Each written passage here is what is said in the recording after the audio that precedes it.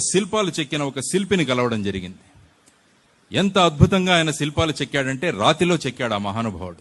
వెళ్ళి ప్రతి చిత్రం కూడా, ప్రతి శిల్పం కూడా అద్భుతంగా, అందంగా, బ్రహ్మాండంగా కనిపిస్తుంది అనమాట. కాబట్టి ఆ శిల్పిని ప్రశ్నించాను, ఇంత అద్భుతంగా మీరు ఎలా శిల్పాలు చెక్కగలిగారంటే ఆయన వచ్చిన ఉదాహరణ ఏంటంటే, ఈ రాయిలో ఆ శిల్పం ఎప్పటి నుంచో ఉందండి, నేను అనవసరమైన విషయాలను ఆ రాయిలోంచి తీసేస్తే అద్భుతమైన శిల్పం బయటికి వచ్చింది అన్నాడనమాట ఆ మహానుభావుడు. అంటే మనలో కూడా అద్భుతమైన వ్యక్తి ఉన్నాడు, ప్రతి ఒక్కరిలో కూడా అద్భుతమైన వ్యక్తి ఉన్నాడు.